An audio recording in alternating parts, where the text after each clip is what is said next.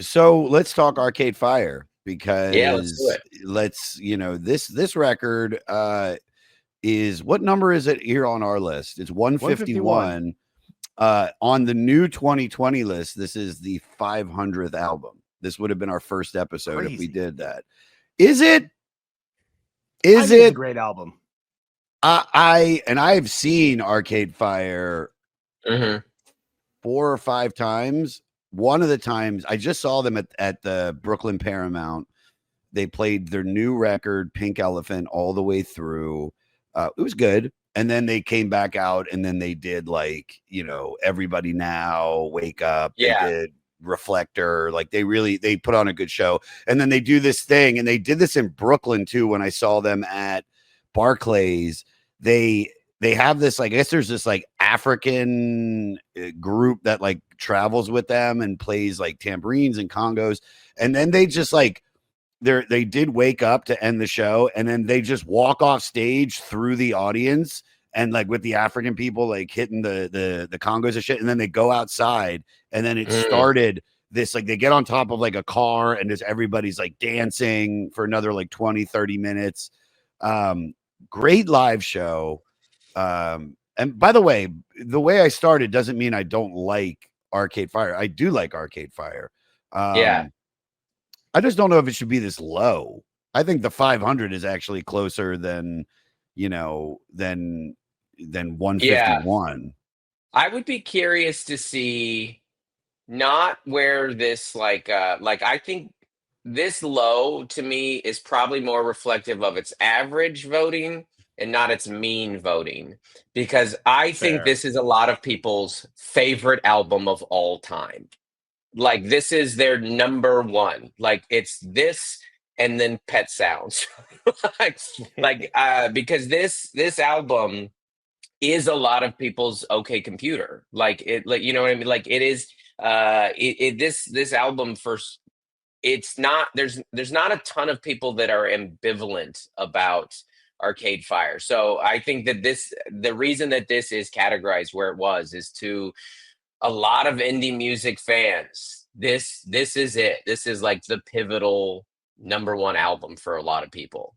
No, I see that. You know who turned me on to this, Jeremiah? Steve Zuraff. Zuraff was the one Sure. that one of our high school buddies was one of the guys that was like, you got to check out Arcade Fire. And I think the first song I heard was Rebellion Lies, because I So think good. that was what MTV, which not to get into our favorite songs on the record yet, but it's definitely up there. It took me a while. If this came out in 2004, I think I got more into Neon Bible first before I got into Funeral, because what turned me Oh, on interesting. to Funeral was there was I think it was the Victoria's Secret fashion show, and Arcade Fire and David Bowie did a couple songs together. They did Yeah. like a Bowie song, and then they did Wake Up. And that was like, I remember that being around the time I moved to LA. So I'd say that's like 2007 or maybe early 2008. And watching that made me be like, okay. And this is pre-Spotify, so I had to figure out a way that I could get the record. And Right. And I think, dude, it took a while for me to listen to this record all the way through. And it's not bad at all. I know the audience. I know Fleece Army. I know you guys probably think the way that I'm sounding, because I don't usually sound like this. I just don't know if I want to call this. They're putting this up there. Like, we'll get into all this. They're putting this up there with Kid A as one of the as the greatest record of the 21st century. I don't think you had mentioned this is OK Computer. I'm not saying that's not apt.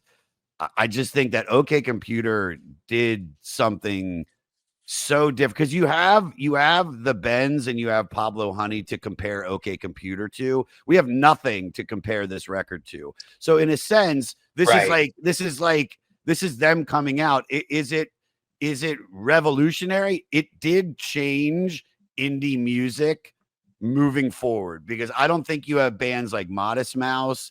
I don't think you have the Lumineers, which are more Americana, shit like that. But even like Mumford and Sons are somehow song structurally similar to what Win and Regine, I hope I said her name right, are doing in this record. And that being said, it is a phenomenal record. I just don't think it's one of the pull up that list of they just released a list of like the top records from the 2000s and see where this comes in. Yeah. I know Kid A is number one, as it should be. Yeah. Well, what I'm saying is it wasn't the specific comparison is not to OK Computer. What I mean is this like what was its ranking again? 151 on this list. We're doing the 2012 list, and then 500 on the 2020.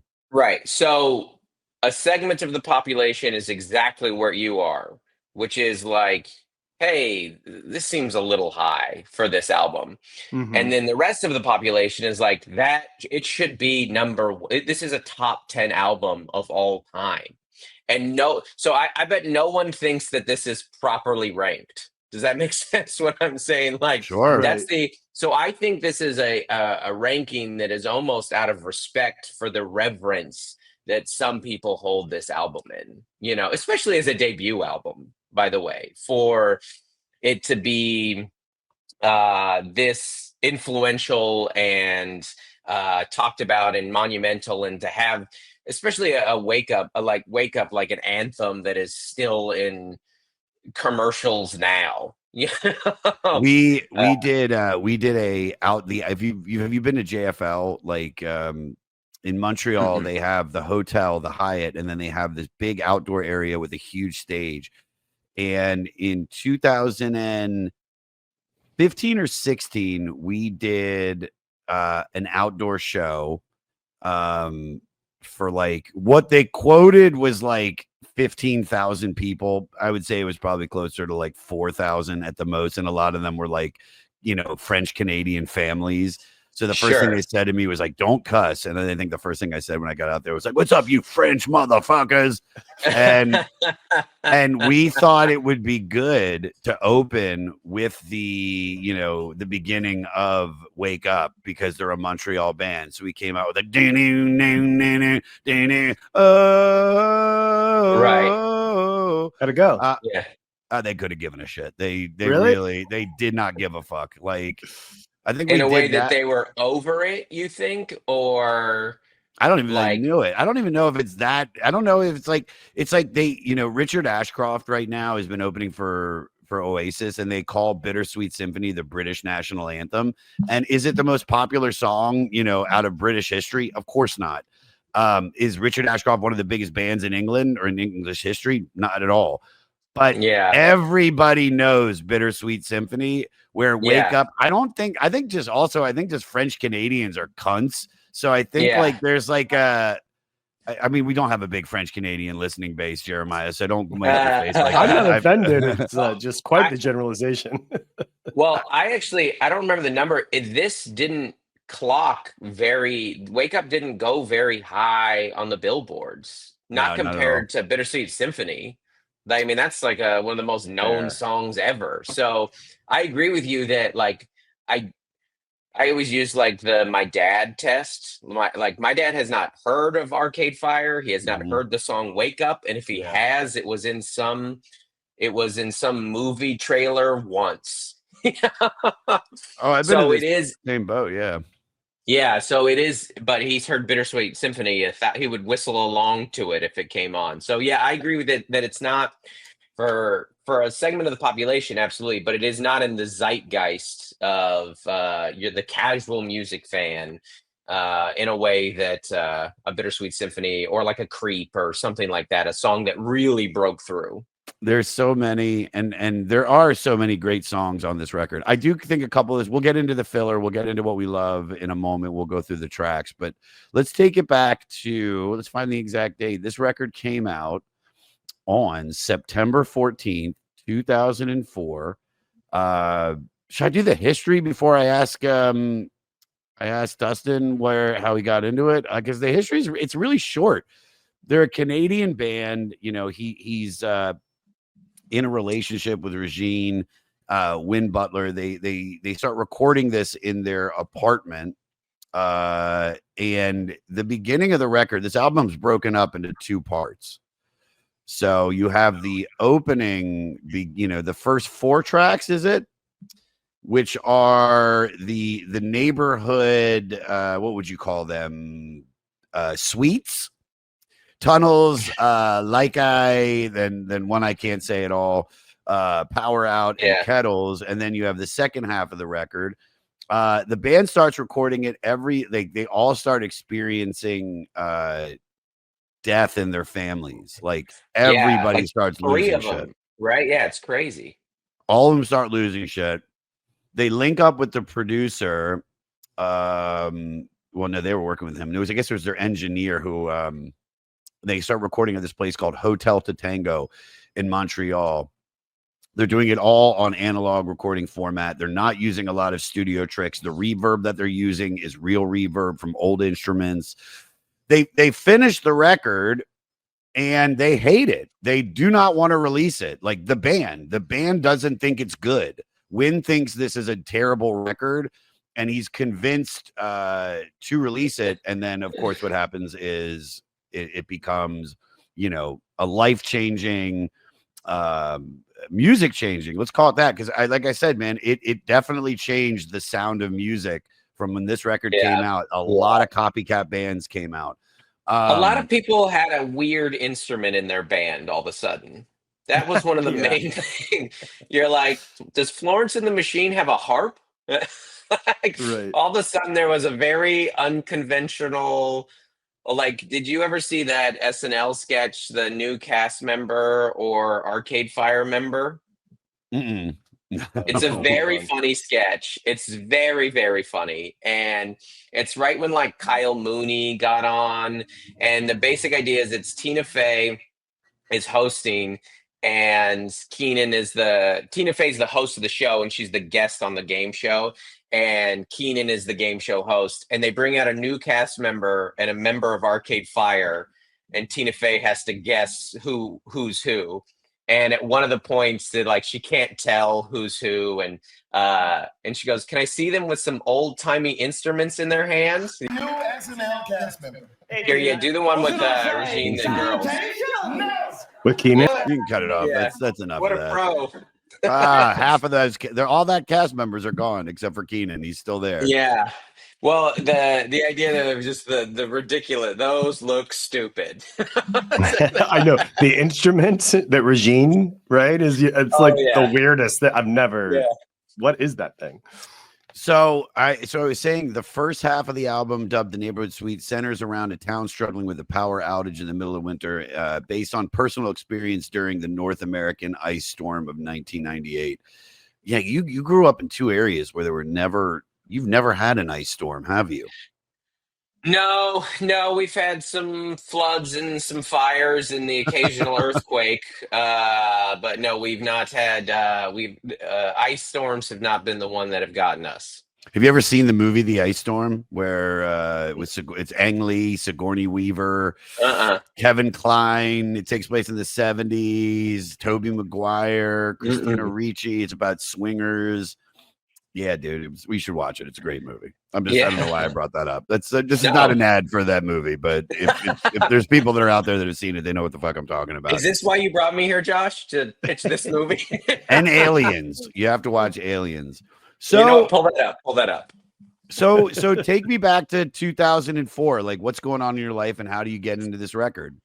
Yeah, so I graduated from high school in 2003. And so I'm starting not my freshman. This is a personal story that's not that interesting, but I'm starting off in college my junior year because my last 2 years of high school I did community college, so I graduated high school with my first 2 years of college done, and so I'm walking.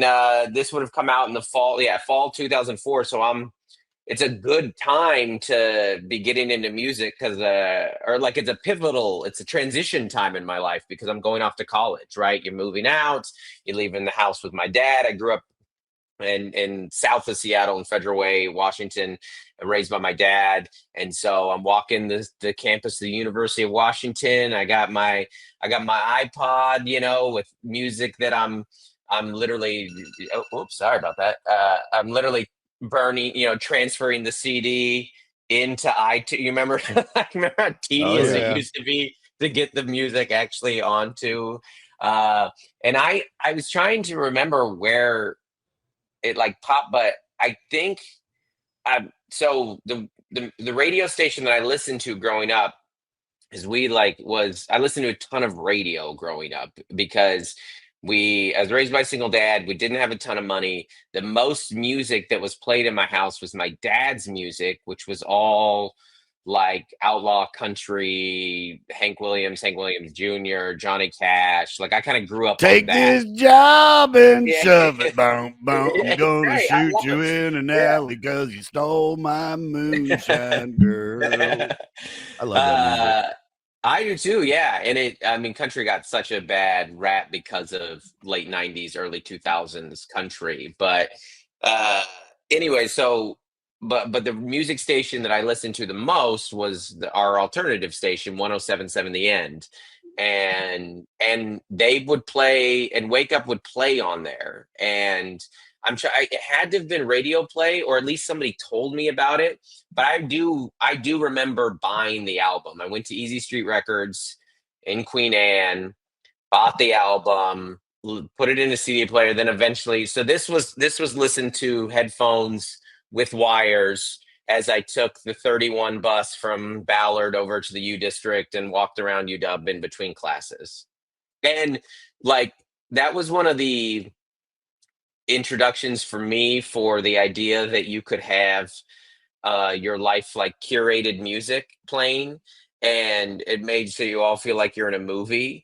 And this music very much makes you feel like you're like, if you're just walking around feeling like you're the main character of the world, and this is the type stuff that's going into your ears, it adds to this kind of grandiose feeling of your life, when in reality you're just going to Econ 100. The album opens with Neighborhood 1 Tunnels.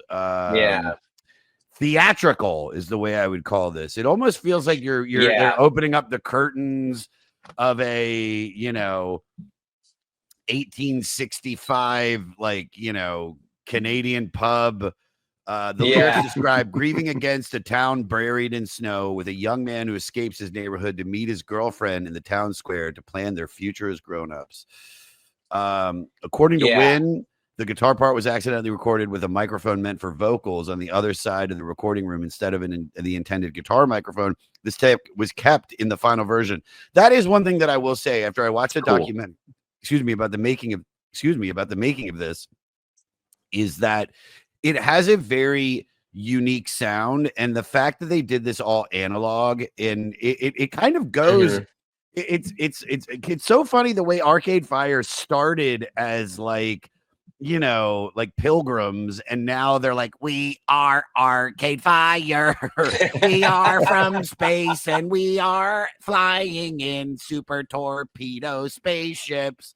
We're wearing, like, it used to be this no color, brown, gray, like they dress like communists, like they dress like the proletariat, and now it's like they're we are futuristic. Well, I actually think what you're speaking to does that kind of, or what you're saying kind of speaks to how people have, at least for me, an on again, off again relationship with Arcade Fire. I've always been very album to album with them, you know, where like you're like, oh man, I really like it, but like, because they'll sound very different, and they'll look very different, and they'll present very different, and that's great. That's their prerogative as an artist, you know. And it's not like Dylan going electric shocking from out, but it is enough that you go, oh, that didn't, I don't know. It's like, you know, that one just didn't do it for me. Maybe I've changed, you ever, that one just didn't hit me in the same way that the last one did, you know. I think and I'm not being influenced by our past guest, Anthony Fantano, the busiest music nerd on the internet, who thinks this is an overrated album, right? He's changed his tune on this album. He does, but I don't think this is overrated. I think this is a very good record. Do not get me wrong. Yeah. Everything I'm saying, I just think I'm it's one of those things of doing this podcast where sometimes you're in the mood to listen to a record, and sometimes you're like, I want to listen to Black Rebel Motorcycle Club and Radiohead, and I just went to go see this movie and found out about this artist Jacob Banks, and I want to listen to that. So it's like, but I know this record. So how much research do I need to do on this record, meaning listen wise? And then I listened to it and I went listening at the gym all the way through. And I mean, I'm telling you, like, out of the 10 songs, I think 6 of them are fucking brilliantly perfect. Yeah. And I think 4 of them, the hits are hits. They're bangers, right? Yeah. But then there's a lot of, I wouldn't say filler. It's more like scene setting of a movie or something, Yeah, no, there's a couple that I have skipped every time, or like I didn't like the first time, and I just it's not like a chore to listen to, but I'm like, what's this one doing here? It doesn't feel like it fits in. So I get what you mean, that it isn't like a start. I like this album a lot, and I've been listening to it a lot since we confirmed this. And it's been pleasant for me to go back to it. I do think that this album is not a casual listen for me, though, like, because it's about a funeral. It's grief. It's a grief song. It's about like this kind of optimistic nihilism that they kind of get to at the end of, like, things are meaningless, but that's okay. And it's about transitioning and growing up, and the lies that our parents tell us it's okay that they told us, but we realize they're like losing your innocence. It's a lot of that. And then it's not like a Weezer album that you're just like, on the telly. Yeah. Wrestle with Jimmy. I want to wrestle with Jimmy. Jimmy's a fun guy, dude. I can listen. If Weezer comes on, you're like, hell yeah, I'll listen to this. Like, for me, I'm just like, this is a casual, I do want to live in Beverly Hills, man. Yeah, but this is like, I want to go off what you're saying. Yeah. I want to go off exactly what you're saying, and I want to get back, because I want to. You were talking about loss, and I want to ask a serious question. But I think Weezer has always worn their nerdiness and they've worn their theme on their sleeve of being like, we're dorks, we make fun music, we're not taking ourselves too seriously, dude. They did the Blue album in its entirety at Madison Square Garden. It was such a fun show. They came out on this last tour. I was there. Yeah. On September 11th. Was it? That's crazy. Dude, I have a really good streak on September 11th of going to great concerts.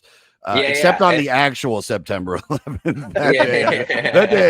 That day. And somebody stole my fucking. They did the same thing that I said about Michael Jordan announcing his unretirement. Another comedian or broadcaster said the same thing. I thought that when everybody was around the television, I thought it was because on the night before on the ticker, they said Michael Jordan to unannounce his retirement and come back and play for the Wizards. And so on September 11th, I woke up expecting the press conference. I ran downstairs after I got out of History of Electronic Media and Film at 8 a.m. 8:45, I go to the student union, people around the TV, and I ran in there going, Jordan, baby, Jordan. And then the second plane hit, and I was like, oh shit. I was like, not only am I shouting Jordan, but Jordan is also a Middle Eastern country right now. Oh man, that's hysterical. But that's the thing. Now bringing it back to Arcade Fire is Arcade Fire is always it's their albums and their music is so fucking serious. And then you see Win playing fucking power forward in the NBA celebrity game. And you're like, oh, well, this guy is cool. Maybe he's not as like, he's just this like, woodworking, blacksmithy thing. And I think like, I think that's the difference is that Weezer is just having fun, and at least in this record and even the second record. Oh no, fuck that. Up until Everything Now or whatever came out was either Reflector or Everything Now after the Suburbs. I feel like they've just been really serious, and now it seems like they're kind of like loosening up. And I only think that they're kind of loosening up, if not to bring it up too early, But you know, the show I saw them at Barclays, which was for the Wii album, I think the one with like with Age of Anxiety, which I love. I really love that record too. Yeah, same. He got in trouble, almost canceled because of I don't know the exact details, but I think it was like they were swinging or something or blah blah blah. And like Beck was supposed to be on that tour with Feist, and both of them canceled. And I got a fucking ticket like extremely cheap. So I don't know if like they're that band that just keeps going up and up and up and up. I feel like they've plateaued and they're now starting to like I was watching the new reviews of their new record, and it's not they're not the best. Really? Yeah, but it's not a bad record. SNL. Yeah, but that checks out. I mean, they're still Arcade Fire. Yeah, they're still Arcade Fire, and Lauren has acts that Lauren likes. I mean, they've done SNL. Is this like the 5th time, 6th time? They've done probably every record, probably.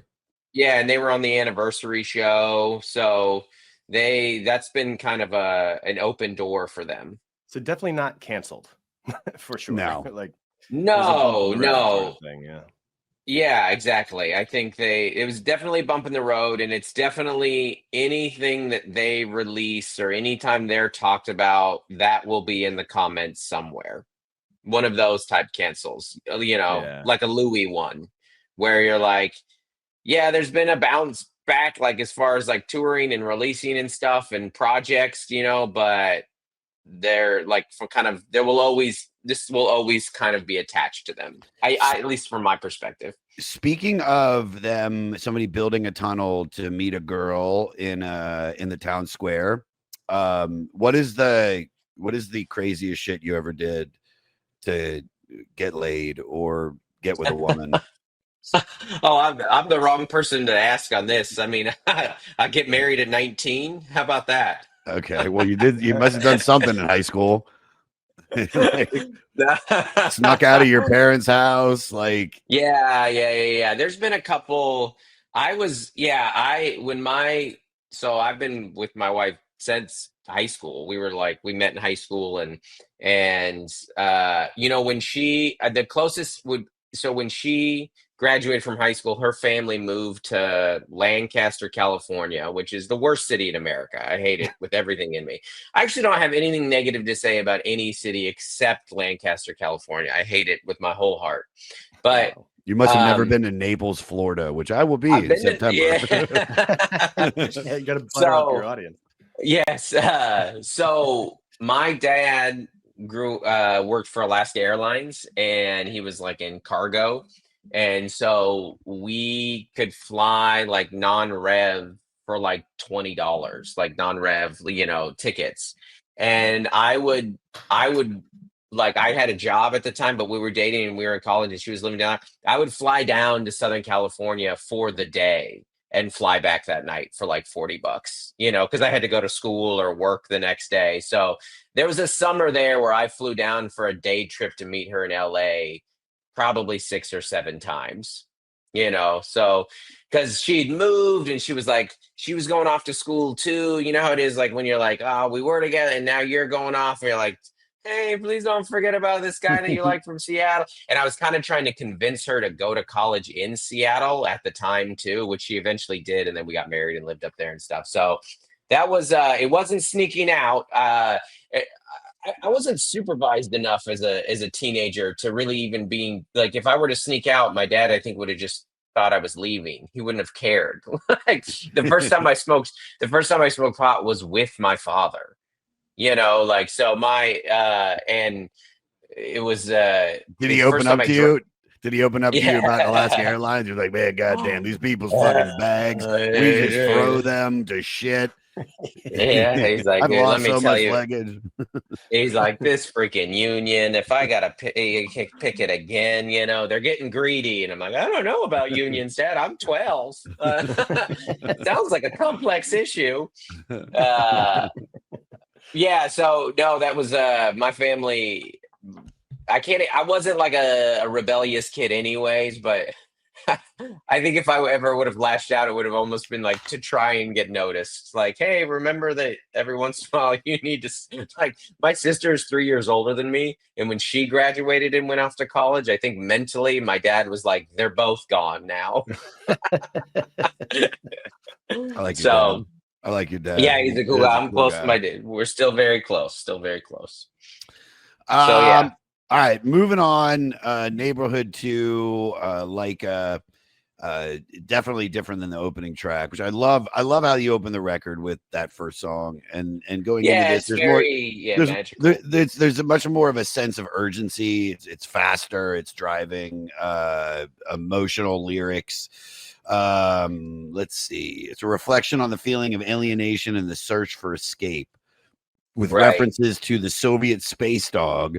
Yeah, who became the first animal to orbit Earth. It's a tragic story. Did you know this? Yeah, I learned that through this album. Really? I didn't know that's what the song was about until now. Well, so when this album came out, I was listening to the Decemberists a lot. And I don't know if you know the Decemberists. Oh, yeah, I know. Yeah. It makes perfect sense. They go hand in hand.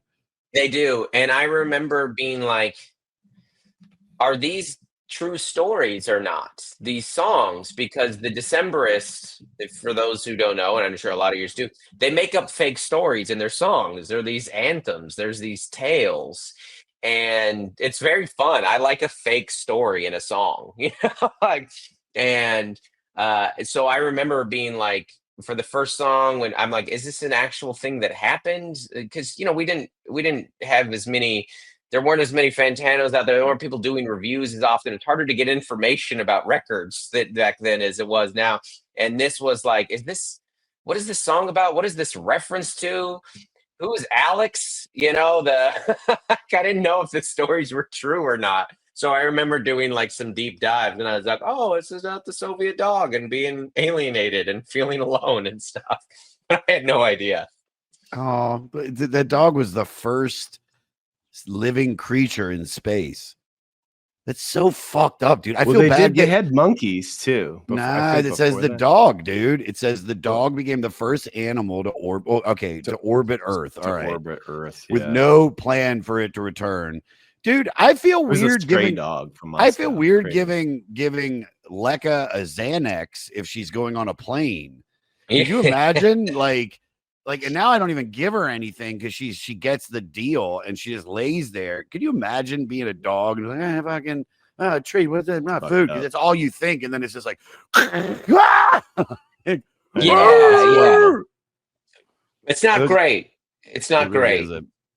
It's a tragedy, you know. It's a real sad story. Yeah. It's close to Lekka. Leica? How do you say it? Leica? Leica, but Lekka is Lekka, yeah. There are a few tracks on this album that I don't confidently pronounce. You don't need to. You know, this ain't Neighborhood 2, dude. At the live shows, the band Will and Richard Reed Perry usually take on percussion duties, often engaging in eccentric and sometimes violent acts while the rest of the band continues to perform. What's the craziest thing you've ever done on stage?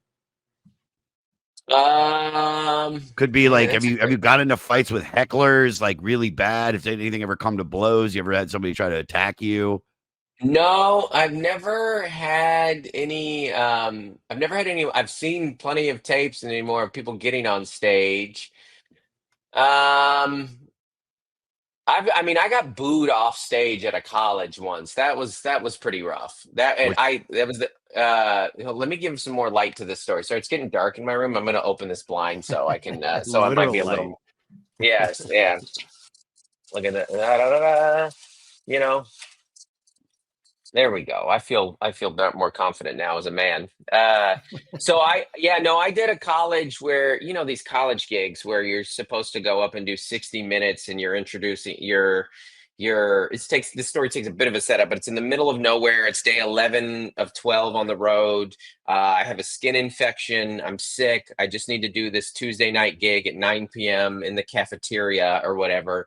And I get in there, there's nobody there. There's like 2 tables. They're like, hey, you're on at 6. I'm like, okay. They're like, well, and class gets out at 6:10. I was like, well, why don't we start at 6:30 when there's some people in here? They're like, no, you just get started and then people will kind of sit down as you're doing the show. And I'm like, whatever. It's, at this stage of your career, it's $2,000 or whatever. You're like, this is huge. So anyways, I go on stage, I'm bombing. It's bombing. There's a couple people playing soccer in the back. There's a table in front, and I try to do some crowd work. And I remember they go like, hey, why are you talking to us?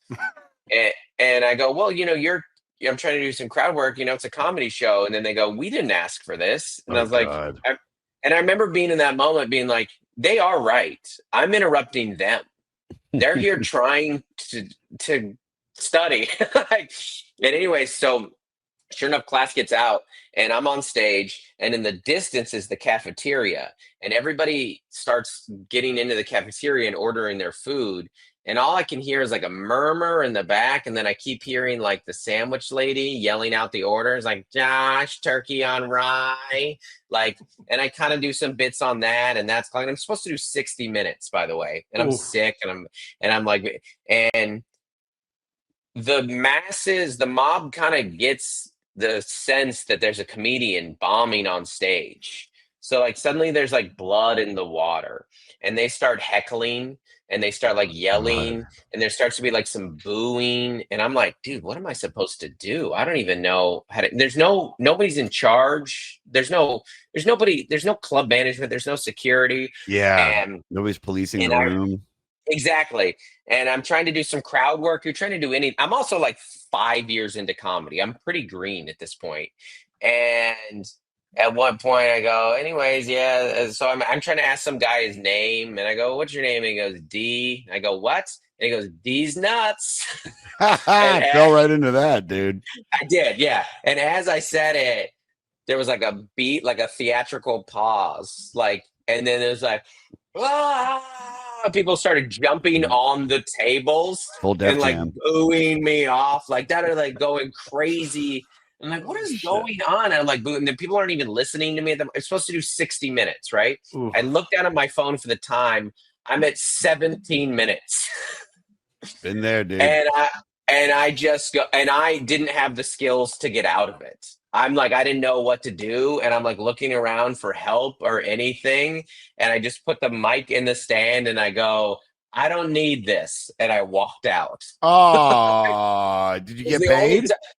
No, of course not. I didn't get paid. I didn't get anything. Oh, yeah, no. But I didn't have the skills to get out of it. I was too green. I didn't have the material. Like, I was nervous about doing this 60 minutes if it was a good crowd. Sure. So that one, because I remember being like, I don't even know how to start the next joke. And you know what I mean? I don't know. How do you get into a premise after that? I didn't have the crowd work. I didn't have any of the abilities that, 15 years in, maybe I might. But yeah, that one was wild. That one. And like, you get on stage the next night, you get off, you shake it off. I have to drive 2 hours and go take a red eye and go back to my day job the next day. Like, it's brutal. Oh, by the way, this is a Facebook error. I wake up on Facebook the next day and I check my notifications, and it's a bunch of people from that college being like, got him. He's nuts. Like, they trolled me later.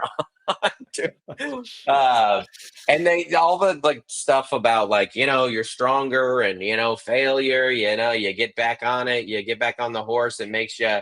And I still wish it would have never happened. Yeah, dude.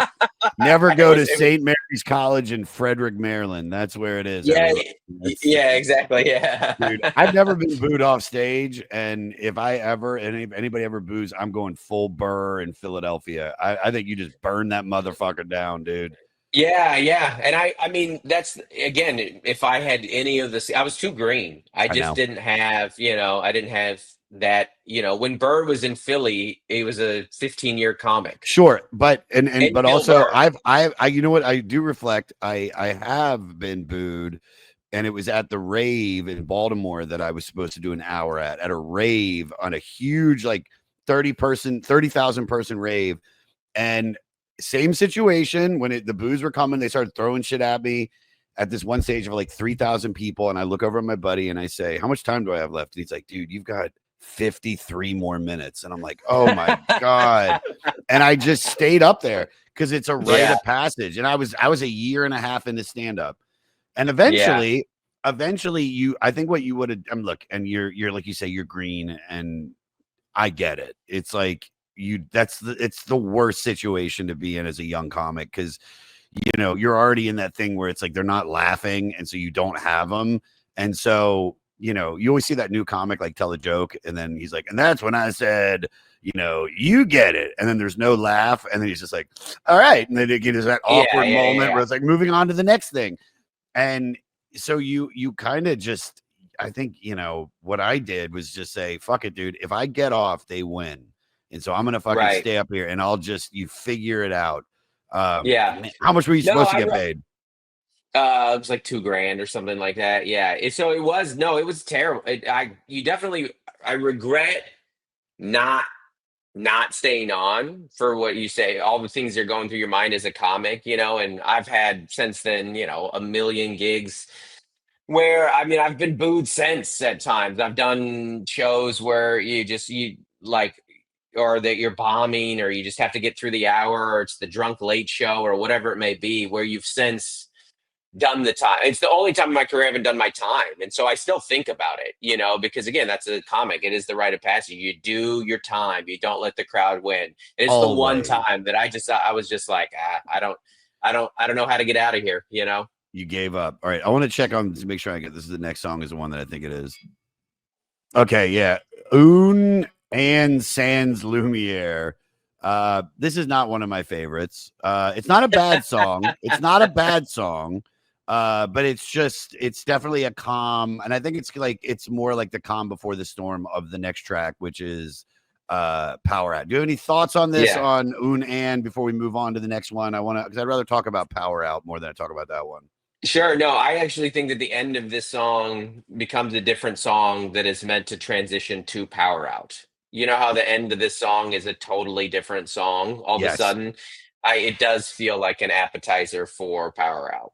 And then Power Out just kicks the fuck in, and this song rocks. It really does rock. I love like the bells and stuff that are in it. I love the cadence of his voice. I love the way that he like sings over it. He actually won a Juno Award for this song. Along with two other tracks from Funeral, which Juno is like the Canadian Grammys. Okay. That Bare Naked Ladies is probably one every year. Them and Nickelback and like Alanis Morissette. This music video got my favorite song on the track. Yeah. This is it on the album. Yeah. All right. You buried the lead because we're going to ask you that in the end. So nope, it's bad, okay. It's okay. Well, now we can cut time at the end anyway. Despite the pessimistic atmosphere, Butler had indicated that there are two sides to the lyrics. It can be interpreted as uplifting, noting the lyrics and the powers out in the heart of man. Take it from your heart, put it in your hand. Says Butler, if there's something fucked up in your heart, you're going to put it in your hand as a sword.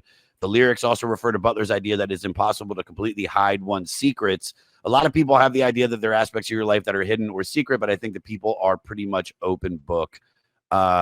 He adds that the song can be interpreted politically as current political figures have been accused of acting with hidden motives. You think? I don't think they're even hiding anymore. No. Did you ever? I mean, I don't think, have you ever been a part of a power outage? Oh, yeah. Not like an extended one. I mean, we've had Texas one. Right? No, we've had like some overnights here and there, let's light some candles, that kind of stuff. But have you? Oh, yeah. I mean, we had that, Jared, I don't know if you remember, were you still in Maryland at the time when we had that big snowstorm? That was what I wanted to talk about at the beginning too, because that was the first time I took Ambien. I remember I went to Paul Blivens and Maury's. Remember when they used to live together in that apartment? And, my mom has this great medicine cabinet, so I used to always like steal drugs and bring them over to my friends. Like, guys, I got Lipitor. Anyone got high blood pressure?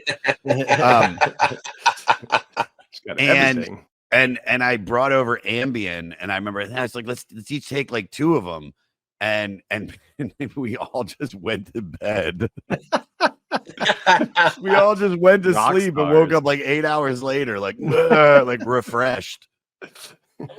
That's very funny. There's a comic in in Portland, a guy named Jordan Kasner, and he talked about getting into his dad's. He's got a joke about it's like he didn't know what he was taking. He went in. He's like, "Yeah, dude, I went in. I took 8 ibuprofen." He's like, and I just felt great. For the first time, I was like, "Oh my gosh, I'm in no pain." But he thought he was doing something crazy. But same thing. He got a great night's sleep. What a rush. But the funny thing was when we got there, the power was out, and then when we all woke up, the power was back on. So, but it had been like a couple days because the snowstorm was so fucking bad. I mean, Maryland and DC are pretty on it with that kind of shit. LA, when I lived in LA during some windstorms, the power lines, because they're stupid and they got all the power lines up above everything, which is why the city keeps burning down. But it's like being a power outage, unless it's the summer where it's like hot, that fucking sucks. But anything else, you give a shit, dude. If it's the winter in LA and the power goes out, you're like, oh my God, it's 65 degrees. Like, open the windows, dude. Who gives a shit? Oh yeah, what a nice breeze. That's nice. That's like it's a novelty. It's almost kind of fun, like, let's get our flashlights. Yeah. We let me see what's next. Kettles. All right, hold on. Let's make sure I get them all right, because I don't know them all by names. Well, it's hard to remember the names of these tracks. They're all neighborhood. Neighborhood. Half of them are in French, and they don't necessarily always immediately like make sense of the it's not always a direct associate. Like, I wrote some of this stuff down because I'm like, I gotta remember which track like you said, which one, how does this go together? So I'm with you on that. I like Kettles because I love the a hot but never more. I just love that. I'm really into like, I know I sent you Jer, Punch Up at a Wedding. I love that, like that lyric in it, the pot will call the kettle black. It's a junk. Oh, dude, I learned it on piano. I'm like, that's what you do when you have to fill 8 hours of your day before you have shows. You just start learning Mandy by Barry Manilow on piano. Perhaps the most understated of all the tracks off of Funeral, of the neighborhood tracks in particular, is 7 Kettles. It's Butler's reflection on the inevitable passage of time. The watch pot in the reframe is time itself. He says you can't stop time. You focus on particular moments, regardless if their eyes are closed or not. The passage of time is inevitable. I say that to everybody. I say, well, what the most valuable commodity is, in its time. And that's why the biggest insult you can say to somebody is, you're wasting my time. Like, that's like, in my opinion, that's the biggest fuck you. That's more than just fuck you, but being like, dude, you're like, because anytime people watch some of my internet clips and they're like, I hate this. And I'm like, well, I'm sorry I took a minute and 30 seconds from your life. You know what I mean? I apologize. Yeah, that's funny. Yeah. Go ahead. I was going to say, what's the worst troll thing anybody said about one of your clips? Yeah, I get some of them. I get told I look like the Green River Killer in every video that does well. Oh my God. Yeah. Every single video. Not the BT. You look like a skinny BTK too. I'll take that. Yeah. Oh, dude, when I take and you see down to the hairline, it's very, I'm very, you know, what's funny is I grew up 10 minutes from Gary Ridgway, where my dad drove those streets to the airport. Yeah. So I get the Green River Killer one a lot, and it's upsetting, dude. Cut the mustache, bro. If you cut the mustache, then it's Macklemore, and then it might be better than the Green River. Another Seattle, dude, be Gary another Ridgway. Seattle icon. So yeah, that's the one I get a lot. It is funny when what like the funny, not funny one does not bother me, because what we do is all very, it's very subjective. You might like it, you might not. But when people start talking about the way you look, you're like, dang it, that one, I don't love that. Waste my time is I don't think that one doesn't get me. The ones that get me, every once in a while, they'll be like, the worst is when a video doesn't perform well and there's just one negative comment. That one kills me. Like when people say like don't read the comments, you're like, well, there's only two, and and one of them will be just be like, I'll get this one every once will be like, God, this guy is so annoying. You know, like you said, similar to the waste of time. Like you're like, oh my gosh, I upset you, I bothered. There's something about me that gets under your skin. I'm kind of working on it as a bit, but I think this is a funny too. Like even with somebody is positive about the way I look, everyone, if somebody says something nice about me, it's always with a qualifier. It'll be like a compliment. Like, I don't know what's wrong with me, but I think this guy's attractive. And you're like, what do you mean there's something wrong with you? Oh, my producer's ex-wife, Christine, she used to give me the most backhanded compliments ever. You know, God, it was like, why do you hate me? I love you. Yeah. Really?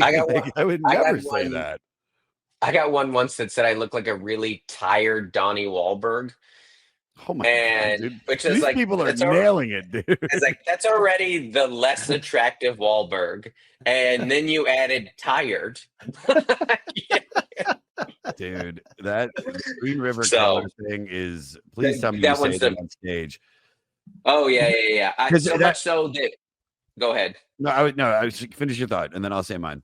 Go ahead. So much so that whenever somebody comments on it, a lot of the time I will be like, we've covered this on this page before, because the jokes about me looking like him I've posted them a few times. But you know how it is on the internet. You never know what people have seen. Like people will do it like, oh my gosh, you got to be careful saying this guy's last name. And you're like, yeah, that's like a joke that I had that went viral a few times. But you don't know what people have seen of your stuff, you know? No. So I do talk about it. Yeah. Angelo Bowers, which is my buddy that passed away, which is one of the reasons we do this. He, very nerdy looking guy, curly hair with glasses. He had the most brilliant joke that was like, I'm trying to get acting roles. It's been hard, but I recently just got cast in an off-Broadway play playing the woman that killed Selena. And he looks just, I mean, like, can you pull up a picture of Angelo real quick? And it's like the way he stands and the way he looks exactly like that woman. And it's just, when it's such a reference, like even the Green River Killer is such a deep cut. Do you know what I mean? Yeah, because he's not one of the big ones. He had, but he's not Bundy, you know, he's not, you know, BTK, he's not Dahmer. No. Yeah, exactly. Yeah, he wasn't one of the big ones. But if you know, you know. And everyone in the Northwest does. Yeah, there's you're right. Kinda, like, he looks like, and I'll pull up the woman that killed Selena. I have it here. Hold on. Look. Yeah. Oh my God. Like right there, the blue shirt or in the white. Like he looked he looked just like her. God damn. It was so great. I love those. Yeah. Jokes. All right. That's great. Crown of Love. Let me just refresh. Yeah. Okay, yeah. See, Crown of Love. I like this one too. Bum, bum, bum. Beautiful song. I love when Wynn sings, and I'm not nothing against Regine, because In the Backseat is such a great, powerful song, and the way that she sings it at the end. And I love watching her stage. By the way, I forgot to say this. I'm in love with their violinist. Their violinist is so hot, and she's like that girl, Nita Strauss, that guitar player that plays with Alice Cooper, that's like blonde and fucking hot and got all the makeup on. She's like shredding. The violinist knows that she's attractive, and she knows that people are looking at her, and she just kills it. Regine, is I think she has her moments where I really, really dig it. But I love the parts of the album where Wynn is taking lead vocals. This song has a deep sense of longing and vulnerability. The central themes revolve around love that has been lost or unrequited, and the singer's emotional struggle with that loss. He said the crown of love suggests that love, while a powerful, beautiful force, can be a very heavy burden, like a crown that one is forced to wear, whether or not it is deserved. This song is interesting because I've read the lyrics to it 20, 30 times. And it is one of those things where it's like it's like a numbness, and they were in love, but he's not. But then at the end, there's like a desperation, like you gotta be the one. You gotta be almost like he's trying to convince himself that they are supposed to stay together. It's even though he said that stuff earlier, like the spark is not within me, which is like if you've ever been in one of the relationships where it just doesn't, we're just over, where like I'm with you, but it's not there anymore. There's like a Death Cab lyric where he says similar, like, she's beautiful, but she don't mean a thing to me. That same idea of like, you're here, but there's nothing in between us. And then the song has like a disco break at the end of it. Yeah, it really does. Like, a few of the tracks do this where they turn into different songs at the end of the song. What was I about to say about this song? Oh, no, I wanted to ask you is like, so you've been with your wife since high school? Yeah. We've been together a long time. Yeah. 23 years. How did you meet? You was like in class, I'm assuming. Like, do you have a project together? No. Dude, we got married at 19. Where do you think we met? We met in church youth group. Oh my God. Yeah. Jared, that's Jared. That's me. I'm a PK, a preacher's kid. So you're a PK. Yeah. Beautiful. There you go. Yeah. And that's why I probably love Arcade Fire so much, and maybe why you do too. Outside of the great music, there's all these like, Neon Bible was amazing. 100%. Because he's a PK, isn't he? I think so. Yeah. I think I just found because I just had random facts up about them. Hold on, let me see if I can pull them back. I think Wynn is I think his dad was, or some. I might be misremembering that. His grandmother was a member of an all-swing band called the King Sisters. No, the band purchased an old church in 2005 where they recorded Neon Bible in the suburbs. Kind of. Maybe I'm making that up. No, it could be. I've got all these weird anti-religion. Like all the messages in their songs they very much resonate with me. So yeah. Oh, something really cool. William Butler also missed a performance of when they played Conan O'Brien because he was still in college and his professor wouldn't give him permission to leave Northwestern to perform. 50 interesting facts about Arcade Fire on NME. His dad is a geologist in no way whatsoever a pastor. I don't know where I grabbed that, but I'll just throw it out there. Did you hand your wife? Did you give her like a note that said like, "Want to go out with me? Check yes, no, or maybe." No, no. I asked her out outside of an Applebee's, which is romantic in its own right. That's a good story. Yeah, and I was like very like shy and downplay it, like, I think you're pretty great. I don't know if anything will come of this, but I'm also like 17 at the time. I'm not gonna beat my 17-year-old game up too much, but we it's very common amongst young religious folks. We got married pretty young because the joke that I told my old special is because we were rule followers and we were eager. Yeah, we were. That's like, all right. Well, what do we have to do to have sex? Get married? Great. Yeah. Let's line that up. Let's fucking hurry. Let's speed this shit up. Good for you, dude. I love that. I always look at like Johnny. Well, I keep mentioning a lot of people from our past in this episode, but Johnny and Lisa, two of our best friends. They were high school sweethearts, and they had a break for like a year or something where they both got to, I guess, sow the royal oats. But they got back together, and and then Jeremiah Watkins, another Jeremiah, he's been with his wife, and he was a virgin up until then. So, there's like I mentioned, there's like I'm really close with Taylor Tomlinson because we started together, and she's like a sister to me, and Taylor is single, and sometimes there are songs like Crown of Love where there's another one. I don't know if you guys have kept up with Not a Surf, who had the big song Popular and stuff. I remember. Not a Surf. They put out some great stuff since then too. But they have this song called Inside of Love. I want to know what it's like on the inside of love, and it's pretty. It's about his relationships, and I know the last page, so I don't want to start the first. I know how these end, and I'm a lot of the time I've joked with Taylor. I'm like, sometimes I read songs lyrics to be like, oh yeah, no, that sounds pretty tough being single.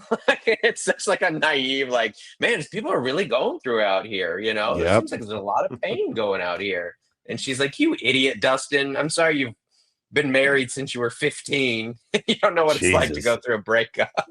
I know. You one and done, dude. One and done. Yeah. So I'm very grateful, and I don't take any of it for grateful. You co-host a podcast with your wife, is that right? Don't make me come back there. Yeah, it's a funny podcast about family. We're on Nate Bargatze's network, Nateland. So. I love him. He's the best. Wake up. This I've been waiting for the moment. The song. This is the song. This is it. This is, I mean, I don't know if it's the best song on the record, but I think it's the one that they play every single show. People need to hear it. It's anthemic. The O's in it. The chant is, I mean, it's you feel it in your bones. Even the lyrics, I love the, with just a million little clouds causing rain, cause I never done I guess yeah, it's a call to action. Wake up, children. It's definitely a highlight from this record, and they usually play it as their encore. Yeah, thoughts the first time you heard this. Did it affect you? Because I don't know if it really got me immediately, but I definitely, after seeing the Bowie version, I was like, oh yeah. Bowie was a fan of Arcade Fire, right? He kind of famously said of Reflector, if you don't release this, I'm going to steal this song.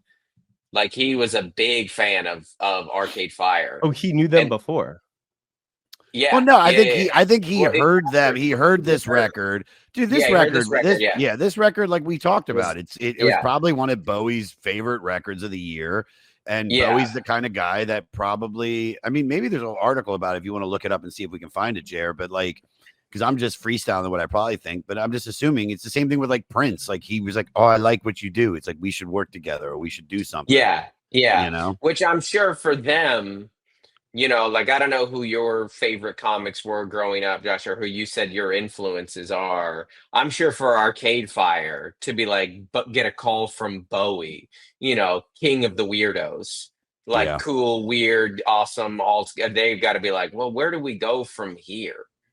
Like, there was a moment in it where Arcade Fire, like the little bit of, punk rocker that I have in me, it got too big for me to like amongst cool hipster types.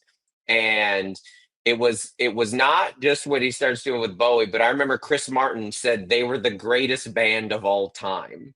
Chris Martin called Arcade Fire, like, I think this might have been after the Suburbs. It was very early on, but he called them the greatest band ever.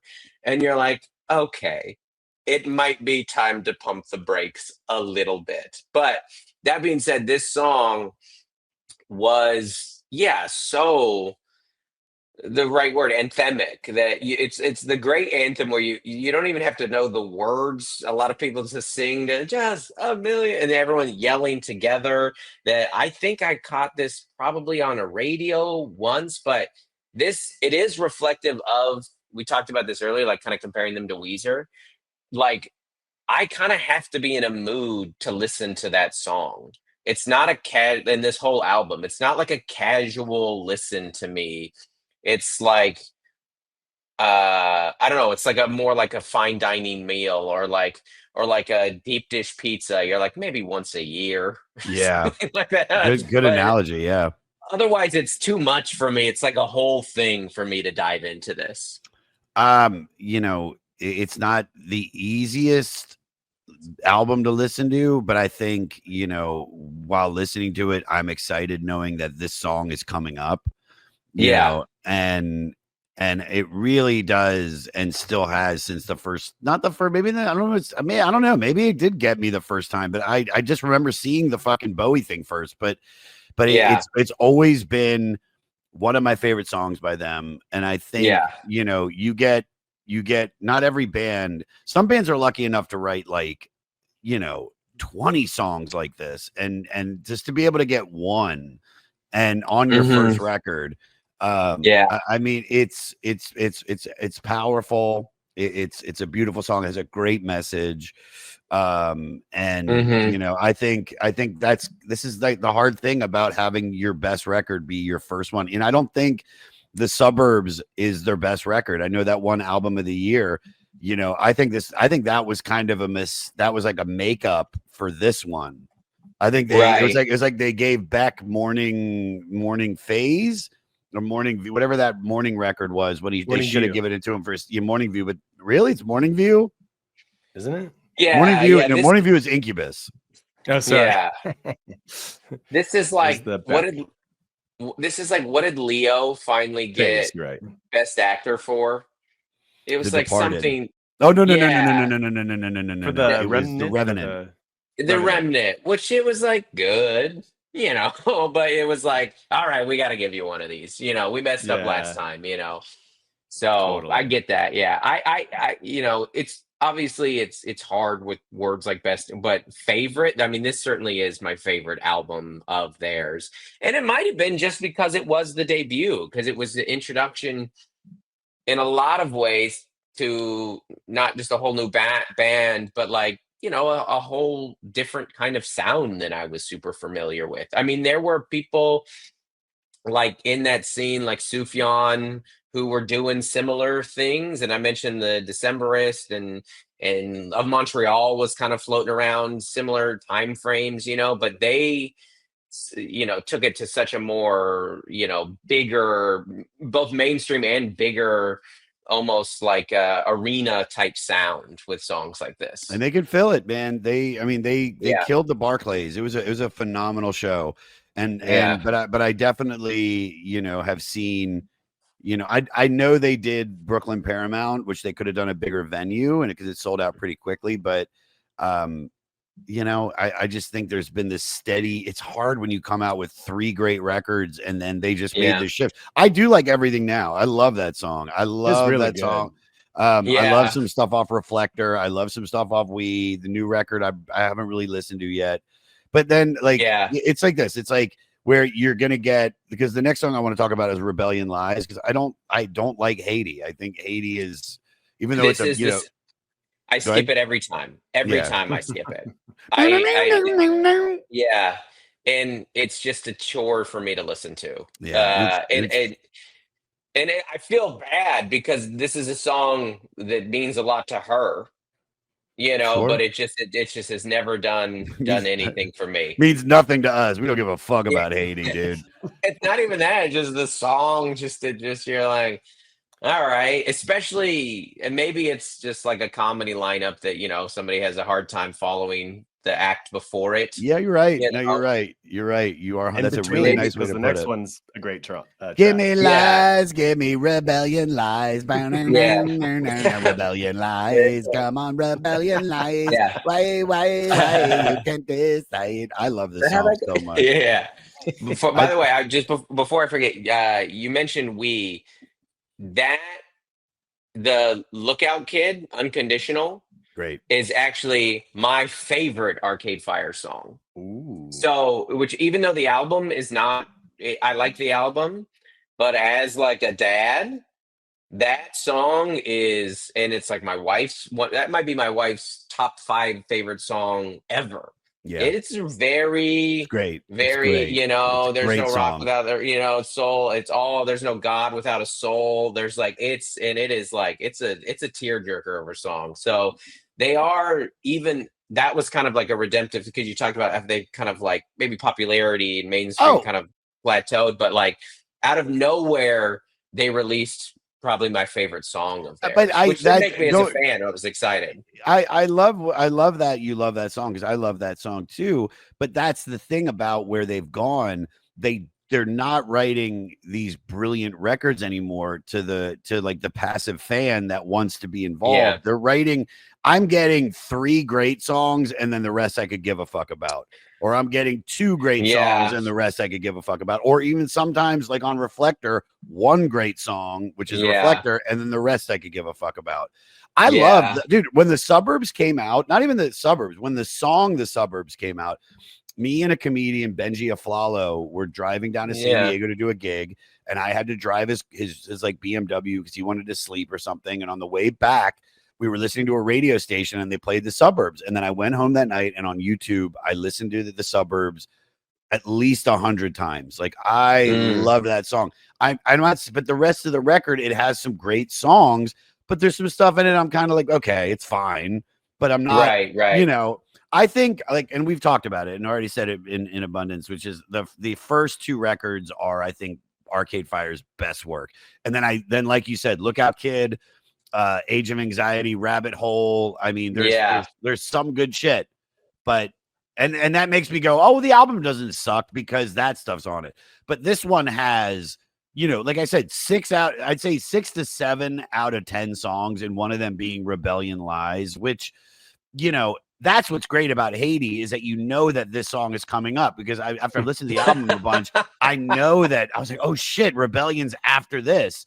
And it's just such a great song. I love that this is how the first time I heard them was this, you know, just the build up, the violins in it. It's nice. People play air guitar at the gym. I was playing air violin yesterday.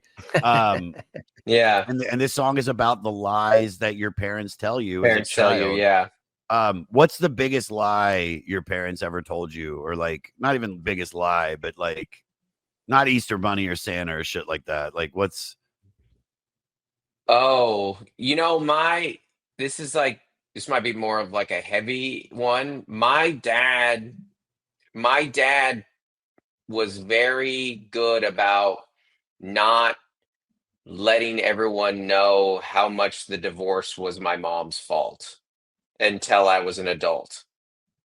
Does that make like, and Makes perfect, like he really, my dad is a good man, went out of his way to be like, you know, to kind of cover a lot of that up.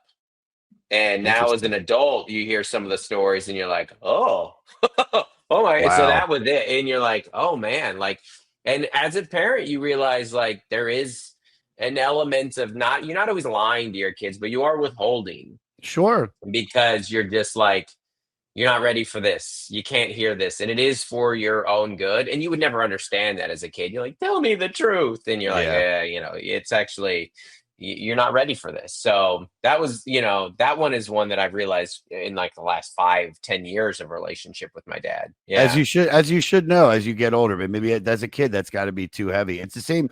Funches has a really funny joke about something like how he lies to his kid like the government lies to us. It's like you don't have to know everything. You know what I mean? You don't have to know everything. Yeah, you wouldn't be able to. That's how I feel about the government. I was like, of course the government is lying to us, just let me know like one at a time. Don't dump it on me all the same time. Yeah, you know, I can't handle that. That'd be too much. Yeah. All right. The backseat, let's mention it. We've already kind of talked about it. It's a great song. I think it's a great way to end the record.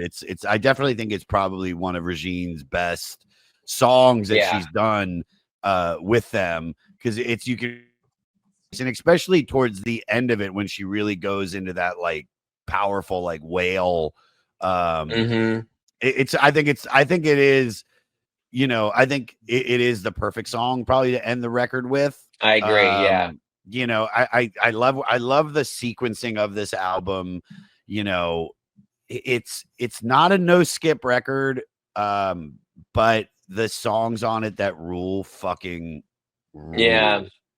This album to me feels like this, like you're going through just, I mean, it isn't feel, it is. It's different stages of grief. You know, of just like denial and anger. And this one to me is very reflective of the end of like kind of looking back at your childhood, right? Of that innocence of being in the backseat. But it feels in tone like acceptance to me, of just like we've kind of like reached that like reflective kind of time, and it has some of like the melancholy of acceptance, but not like the grief and the anger and the rage that we've seen earlier on and in the album, you know. So totally. I think it's one of my favorite ending songs to an album. Totally. Yeah. I wanted to ask you, well, first of all, is there anything that we missed, Jared, that needs to be talked about for this record? I don't think so. I mean, it was the Super Bowl used "Wake Up." What was that? 2020 10 Super Bowl used "Wake Up" as kind of the theme song. Yeah. All the It also was proceeds went to Haiti Go ahead. efforts, just health relief efforts in Haiti for the Yeah. earthquake. So it also was the I remember it was the track for the I'm pretty sure at least it was the track for the movie for Where the Wild Things Are. Oh yeah. Wake Up was it was. Yeah. Yeah, I Spike being Jones so hyped. was the director. I was so hyped.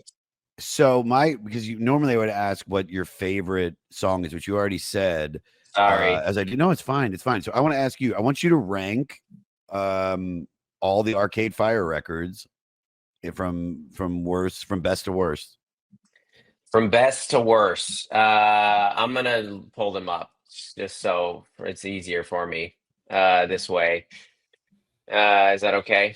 Please. Yeah, do it. I can pull it up too if it helps you. Yeah, pull them up so I can see them too, Jer.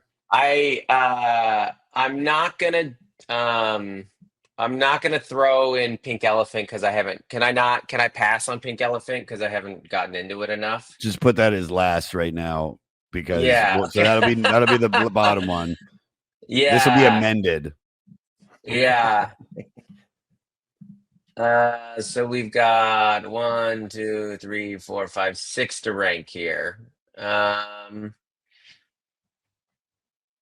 I mean, my number one is Funeral. I come back to it so often, and it's got some of my favorite tracks on it. So Funeral, it probably goes Funeral, and then chronologically, we're staying the same in Neon Bible. Neon Bible's got some great tracks in it, and kind of to your point either, it does have some interesting kind of religious tones and talks and songs to it. Working for the church as your family dies, there's some really good stuff in there that I really like. This is where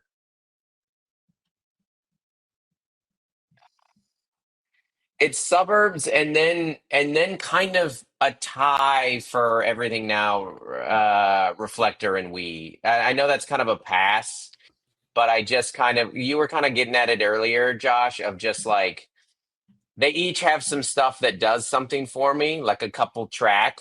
But as far as albums, the first 3 are kind of what do it for me, and then everything else I kind of pick and choose. Does that make sense? Yeah. Well, I go Neon Bible, Funeral, We, The Suburbs, Everything Now, Reflector, and then and then Pink Elephant and Her. I don't really know, but I like Neon Bible a lot more than I like Funeral, and I think I like more songs off of We than I like off of The Suburbs. But the song that I love off The Suburbs, I really like. Reflector, I only feel it has one. Everything Now's got a few good ones, and but I think Neon Bible is. I could be convinced of Neon Bible. I think I would have to go back and listen because I don't think I've listened to it in a couple years. I mean, the tracks come up every once in a while, but obviously Funeral's more, front of mind right now. But it does. Neon Bible is a great album. No Cars Go. So good. Yeah. It really, the ending part really, like, it just thinking about it kind of like chokes me up. It's such a good song. For some reason, it's like you were talking about, like, especially that album being the first record being about loss. It's No Cars Go. For some reason, it just makes me think of my dad. And it's like my dad passed away a long time ago, and I hardly ever think about him. It's not like I don't not love the guy. Of course I love him, but that song, I remember the first time I really listened to that in 2007, it made me think of him, and I had a really good cry over it. So because of that, and then Keep the Car Running, Black Mirror, Intervention, and then My Body is a Cage. My Body is a Cage. That's one of Wynn's best vocal performances for me. I really like that song. Yeah. I could be convinced easy on Neon Bible. Yeah. I was just looking at Listen to it again, and then when we post the shit, comment so all the fans can see, like, of your thoughts on that, or maybe even put the re-ranking when on our underneath the Instagram post. Okay, killer, yeah. If you, I'll give it another listen to. Yeah. All right, so we know your favorite song. What's your least favorite song on the record? Haiti. Yeah. Okay.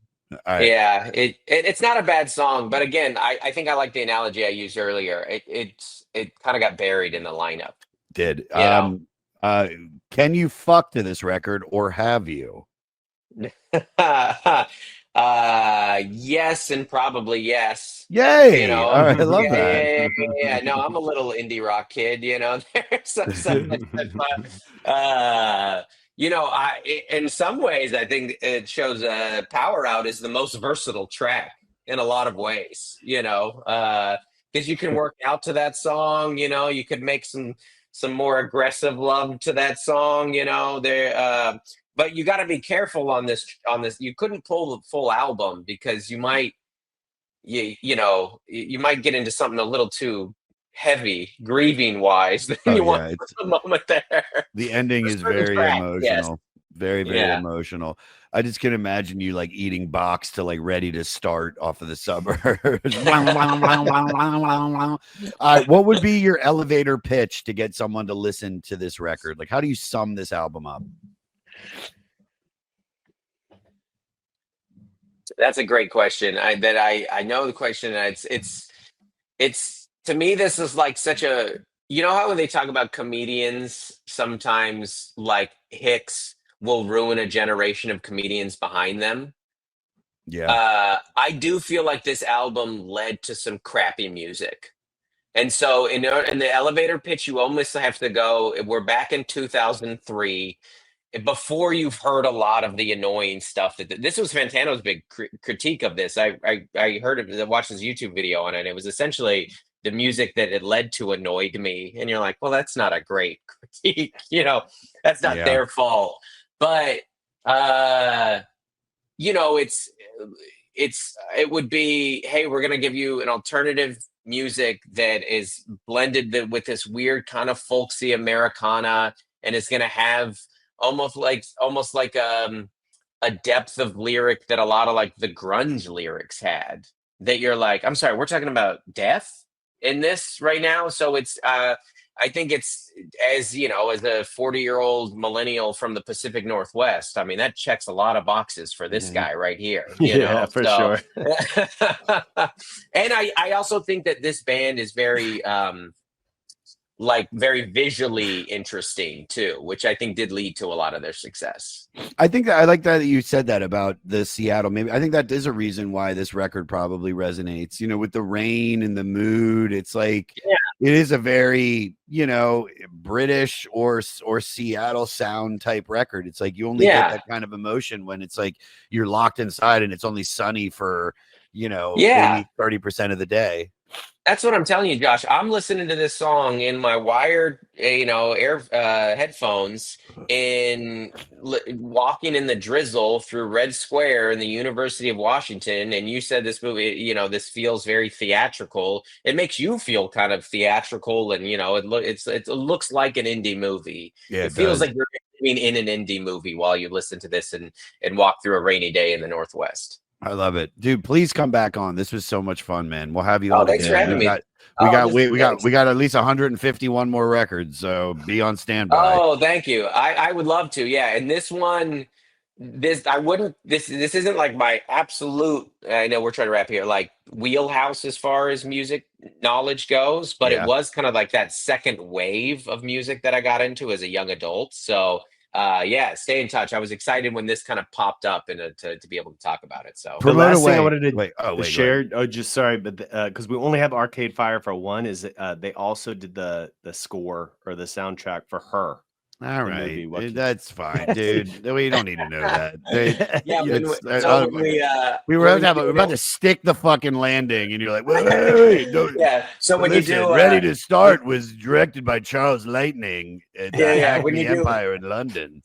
When you do Elton John, you have to throw in the Lion King soundtrack too, apparently. Promote away, buddy. Anything you want to promote? Tons of upcoming dates. I'm always on the road. DustinNickerson.com for tour dates. I got a podcast if you like hearing about funny family stuff. Don't make me come back there. A couple specials on YouTube. I'm out there. I love it. Everybody go see Dustin. Thank you so much for coming on, brother.